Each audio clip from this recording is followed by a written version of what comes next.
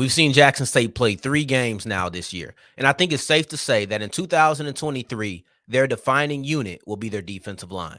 Oh, yeah, it's Locked On HBCU.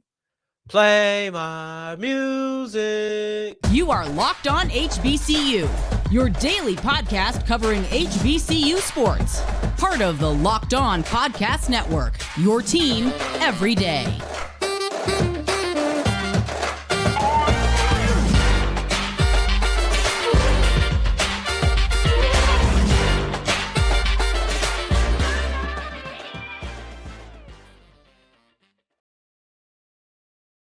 Family, welcome back to another episode of the Locked On HBCU podcast, your number one daily one-stop shop for everything HBCU athletics, Monday through Friday, part of the Locked On Podcast Network, your team every day. And I, of course, am Darian Gray, aka the Mouth of the South, Texas Southern alum and former TSU Herald Sports editor and current contributing writer at USA Today's Saints Wire. Thank you for going on this journey with me, making Locked On HBCU your first listen of the day every day. And remember, just because the mic cuts off does not mean that the journey is over. It just means it's time to follow me on Twitter at South Exclusives. Starts with an S, ends with an S. In today's episode, it's brought to you by Game Time. Download the Game Time app, create an account, and use the code LOCKEDONCOLLEGE for $20 off your first purchase. We wrap up today's episode with a kind of an outlook at the South Carolina State's quarterback situation. I'll give you a little sneak peek. It's in the dirt. Speaking of somebody who they might want to put in the dirt, that's Eric Dooley. People are not happy, and I've even seen some Fire Eric Dooley campaigning going on my social media feed. So we'll get into that and really see what that's about, because I want to know. You want Eric Dooley gone? Is that what you want? You want Eric Dooley gone? Let me know. If you do, I'll take care of it. I'll handle it. But one of the reasons that they want him gone is because he just lost to Jackson State. And one of the biggest reasons that he lost to Jackson State was the amount of penetration that the Jackson State defensive line was able to get on the Southern offensive line. And I believe that in 2023, the defining unit for the JSU Tigers will be their defensive line. Last year, and probably the year before that too, when you thought about Jackson State, you thought about Shedeur Sanders and explosive offense. That's what you thought about. Right. And now they'll still have some good offensive plays. They'll still have some good players in the secondary. This isn't to take anything away, because those teams were talented, but you had to have something that you thought of first, some kind of, whether it's a unit, an aspect, a player, whatever that is. And for me, in 2023, that defining unit will be the Jackson State defensive line. Now, as individual players, I don't know how much you're going to hear about Devonta Davis and Phillip Webb and Jeremiah Williams. I don't know how much they're going to be discussed as individuals, especially those guys on the interior. I don't, because that's just not a position that many people like to discuss. That's fine. But as a unit, I look at their defensive line. I look at their ability to get pressure, and I believe that should be the face of the team in 2023. When we're just talking about, because I don't know if they have any individual stars through 3 weeks that's just going to steal all of the shine. So you can break it into a unit. It's not the linebacking core. And listen, I like Jacob Peppers. I do. I think that Jacob Peppers looks really good. But as a unit, it's not the linebacking core. And it's not like Jacob Peppers is Aubrey Miller, a SWAC preseason player of the year. He's still a player who's kind of trying to not just find his groove, but more so establish himself amongst everybody else and amongst his peers. So it can't be him right now. But when you look at Jackson State's defensive line, 15 tackles for a loss in week 3, 6 sacks in week 3, that's the type of impact that immediately you say that's the defining aspect of that team. And listen, they've been upgrading. Week 1, 4 tackles for a loss, then 6 tackles for a loss. Now they have 15 in this week. And you had 1 sack each of the first 2 weeks, and now you have 6 in this game. So for me, I'm looking at it like this. Tackles for loss are often the forgotten stat. When we talk about how good of a front seven or how good a front seven performs in any individual game, a lot of times we talk about what the offense was unable to do. Now, it's kind of assumed that we say that and give credit to the defense, but sometimes we don't talk about the TFLs. Sometimes we don't do that. We quick to talk about the sacks. But when it comes to TFLs, it's often, well, the running game was 10 for 31 or something like that. Like, that's how we represent how good the defensive line was at stopping the run. But I'm here to tell you 15 tackles for loss is nothing to scoff at. Do I think that all of the tackles for a loss were the defensive line? No, I'm not silly enough to say that. Right? I even seen one that was a defensive back who got that tackle for a loss. But you know why he was able to do it? Because when trying to run up the middle, the running back had to bounce it because the defensive line had closed that gap. A lot of tackles for a loss, if they aren't made by a defensive lineman, are a result of a defensive lineman. Especially in that interior, there's just so much credit that is not given to them. Right? Like if you could go back and just get like, okay, we're in college, right? If we talk about refunds, all right, it's refund time. That defensive tackle position would get so much in refund if you're just talking about credit that they weren't given to start off with. This is a unit that is dominant, and you've seen it in the tackles for a loss. Even against Florida A&M, in my opinion, I thought they had moments when they played well. Against South Carolina State, you want to know why we all went against Corey Fields at a snap of a finger? It was because of the Jackson State defensive line. I'll give you an example that we just saw, not last night, but the night prior to that. Daniel Jones. A lot of people don't like Jones. So when he has a bad game, we're quick to say, hey, man, that guy is terrible. Do I think he's a great quarterback? No. But I'll say this. He had absolutely no time. There were so many times when the defensive line was on him immediately. That was Corey Fields. He might not have been good enough, but he surely didn't have a chance because of that JSU defensive line. He didn't. The game was wrecked offensively, through the air, and on the ground. They couldn't do anything. One of the reasons I was so impressed with the freshman running back was because he had a couple of plays where he was able to avoid the defensive line and make something out of nothing. That's one of the reasons I was so impressed. But when you come into week 3 and you have 21 disruptive plays, you're going to get credited for that. And that really cemented what I already believed in them. So forget the stats. I've seen it. I saw it against South Carolina State. You see it against Southern. It's all there in front of you. A little less against FAMU, but I'll lean on the two performances. And even in that game, I saw a little bit of something. Because when you're the defining aspect of a team, it's extremely rare that you just get shut out. I understand that they have some good running backs. I understand that Jason Brown came back and he had a good performance. I understand all of these things. I do believe that JSU has talent on their team. But when we're talking about the engine and the unit that makes this team go, I'm looking at the defensive line because week in and week out, I expect them to make at least a play. And that's why, to me, in 2023, Jackson State's defining unit will be their defensive line. But moving forward to a team who their defensive line wrecked, Eric Dooley's Southern Jaguars. And I'm hearing y'all want to fire Dooley. Okay, I got a couple of questions as we continue forward with Locked On HBCU. Today's episode is brought to you by Game Time. And have you ever just been getting close to an event and just started cursing, oh, man, I can't get this tickets, I can't find them? Just go to Game Time. You'll never run into that problem again. And not only are you going to find them, a lot of times you find them better than what you would have had the price for a month ago, because Game Time has the best, or is the best place for the last minute deals. And if you're able to find a seat on the same row in the same section, they'll give you 110% back on the difference. It's really that simple. Buying tickets to your favorite events does not have to be stressful, no matter how late that you decided to go and get them. Shame on you, but we cover you up with Game Time. Go ahead and go to Game Time for concerts, comedy events, sporting events in your local area. There's a reason that Game Time is the fastest growing ticketing app in the country. So all you have to do is go to the game or download the Game Time app, use the code LOCKEDONCollege, and you'll get $20 off your first purchase. Terms, of course, are going to apply. Again, create an account and use the code LOCKEDONCollege for $20 off.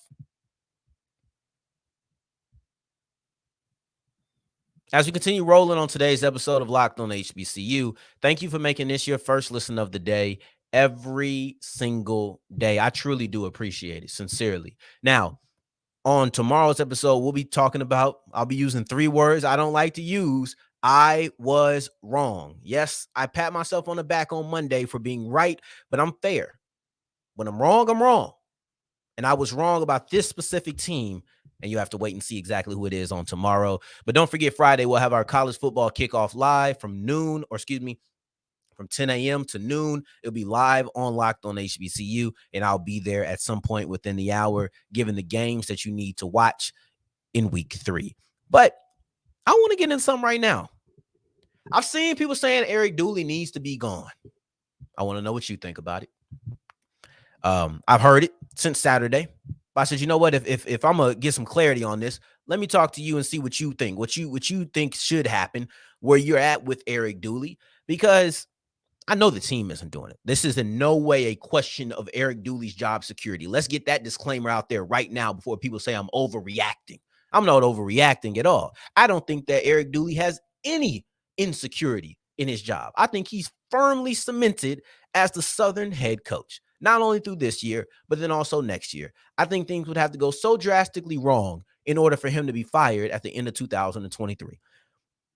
I don't think that a lot of people would like what I'm saying to be the truth. And that's what we're speaking to. Because after an 0-2 start for the Southern Jaguars, one in which the offense has not really been flowing, I've seen a couple of people say, fire Eric Dooley. I'm not saying it's the majority of fans. I'm not saying all the Jaguar Nation wants Dooley gone. But what I am saying is that there's enough of a percentage for it to stumble across my timeline a couple of times.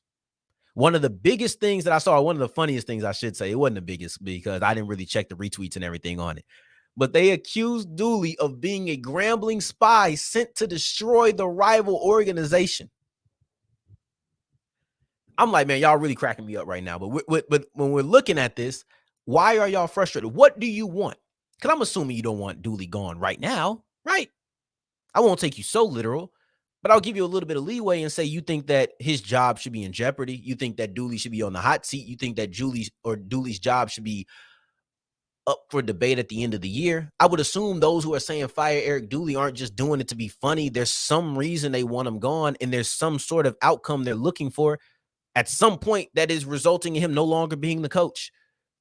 So to me, it's saying, what do you want? Excuse me. I'm sorry. I come from Texas Southern.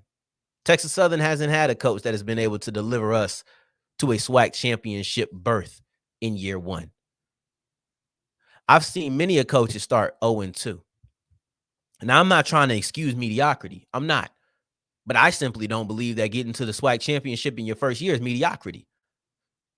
Sometimes when we have certain expectations, we have certain things that we're looking for, and I just want to know what your criteria is. Because is getting to a championship game and then being 0-2 years later, or just not even years later, but the year later in the first 2 weeks, is that enough for you to say, man, get rid of him? I understand that the road was a little bit rocky. I understand that it was a little bit bumpy on the way to the SWAC championship, but you got there, and you lost to Jackson State, a team that everybody lost to. So now it has me curious, what exactly is it that you would like? What does he need to accomplish for you to say, all right, I'm cool with Dooley now. Let's keep him right here. Is it a championship? That's it? Because he hasn't had the opportunity to give you another championship. He made it to the conference championship in 2022. We're in 2023. In the 2 losses that he had, though they do feel, I'll say this, Dooley's losses feel like more of a gut punch because they're out of conference games. But you lost to Bama State and you lost to Jackson State. And I think it's especially because you lost to Jackson State. It's one of those situations. But he hasn't lost a conference game yet. Those are out of conference games against conference opponents. And I understand it's honestly, I think the dumbest thing that the SWAC does. I think it's so stupid. It doesn't make any sense to me. Like, just go play a MEAC team. Like, I'm gonna keep it real with you. If you want to play an HBCU, play a MEAC team. All this playing the SWAC stuff, I don't like it. It's confusing to me on first glance. It doesn't really make sense to me, even when looking at it. It's just like, why would you do that? Just save your conference game, or save only play conference opponents on conference games. Like, I don't even know how to say it. It makes it confusing to talk about. Why must I give this disclaimer that Alabama State has no conference victories? Why must I give this disclaimer that Jackson State has only 1 conference loss and no conference victories? Southern has no conference wins or losses because Alabama State and Jackson State were non-conference games. There goes your little breakdown. Meanwhile, my Texas Southern Tigers, they do have a loss because that PV game was a conference game. It's confusing, but it's one of those things where you really need to look at the schedule and see if they say SWAC next to it. And if it doesn't, that means it's not a SWAC game. Dumbest thing that the SWAC does, bro. But overall, he hasn't even lost the conference game yet. Nothing that he's done this year keeps him from getting back to the SWAC championship. It just has a bad taste in your mouth. And because you have a bad taste in your mouth, you want him to be gone? I don't know. Obviously, I'm against it. right? I think that Dooley's a pretty good coach. If you want to critique what he's been able to do this year, you want to critique how the offense looked this year, okay, that's fine. No one's saying Dooley's perfect. What I am saying is that Dooley has been there for all of a season and not even a quarter. He's been there for a season and 2 games. And in that season, he brought you to a SWAC championship game. Did he win? No. And I understand that Southern's been to enough SWAC championship games where simply being there might not be enough. But I do believe it should be enough to not question a man's job 2 weeks later or 2 games later. That's how I feel about it. If you feel differently, let me know. But one thing I do feel pretty strongly about is the South Carolina State quarterback room. Because to me, when I evaluate the situation with Corey Fields and Andre Washington, that quarterback battle situation, room, whatever, is in the dirt right now. And honestly, I don't know if it's going to get much better. I don't have any optimism that it's going to be successful at all. But we'll break down all of those aspects as we continue with Locked On HBCU. Today's episode is brought to you by FanDuel, and FanDuel is the official sports book of the Locked On Podcast Network. And what a game that was. If Aaron Rodgers went down with what we believe to be a torn Achilles and a season-ending injury, and you put some money down on the Jets after that, I can only imagine the amount of money you made.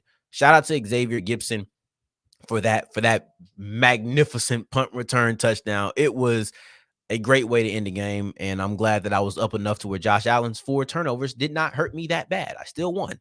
But all that being said, if you put some money down on FanDuel, you made a lot of money off of the Jets in that game. So, or if you just bet already, you probably made a good amount of money because they won anyway.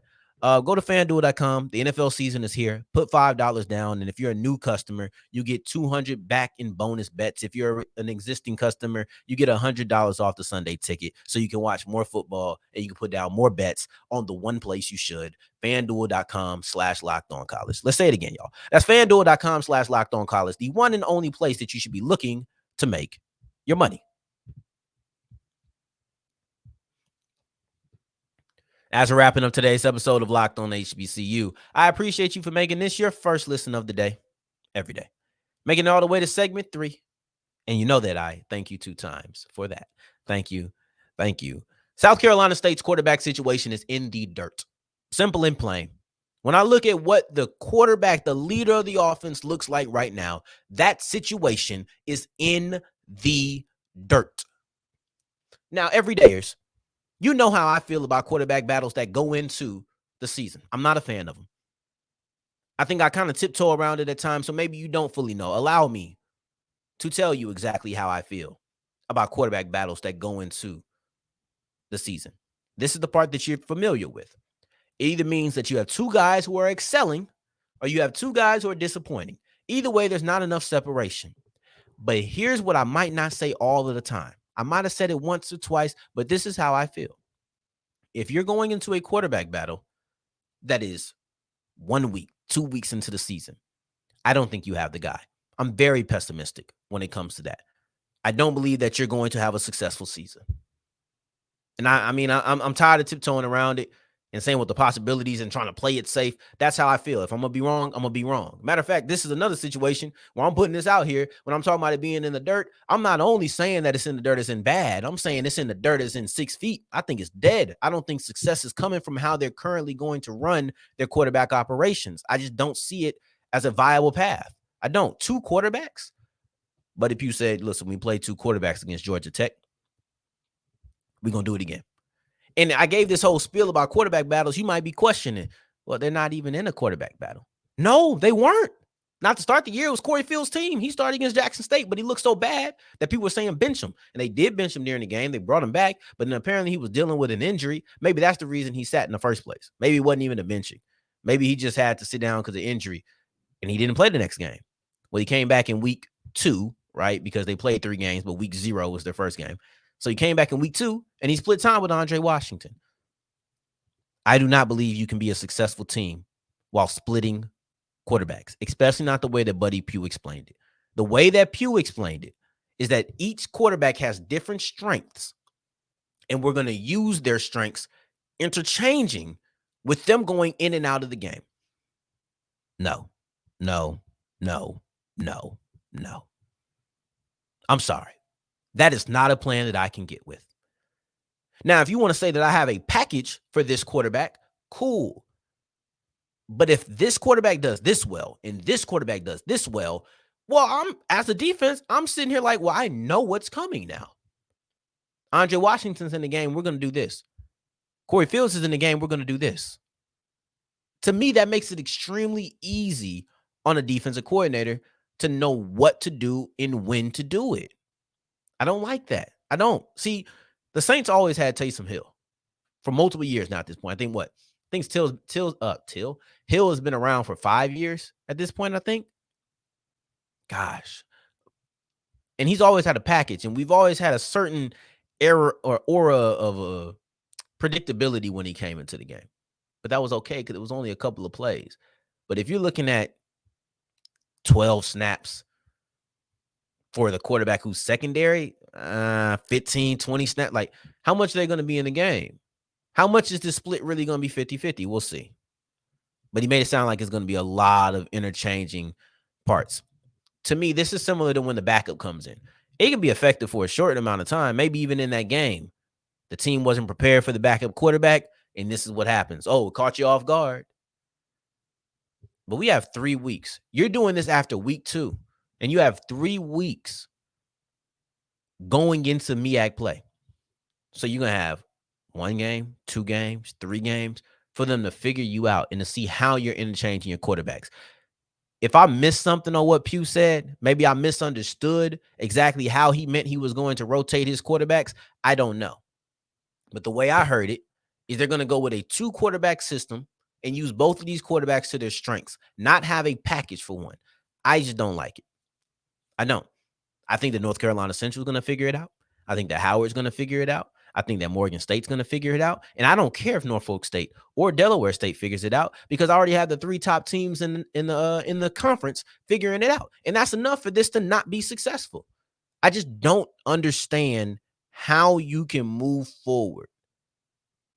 Maybe I got to see it. Maybe I have to see it in action. I think that maybe if you would have done this 1 week before MEAC play, maybe you could catch Delaware State. I think that's their first conference game, catch them off guard.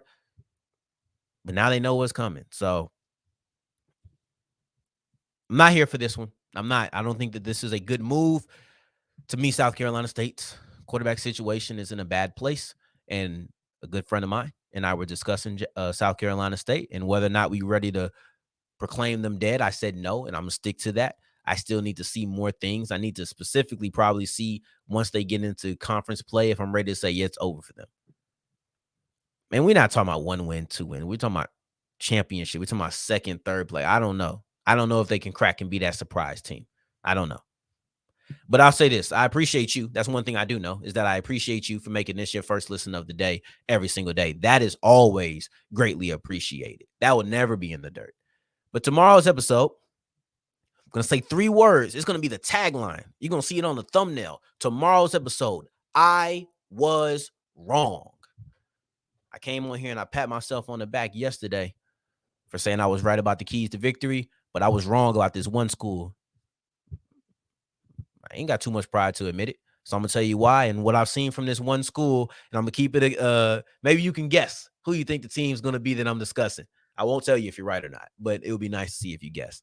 But I appreciate you for making this your first listen of the day. Every day you have to wait to get that treat on tomorrow's episode. But in the meantime, in between time, if you're looking for me, you can find me on Twitter at South Exclusives.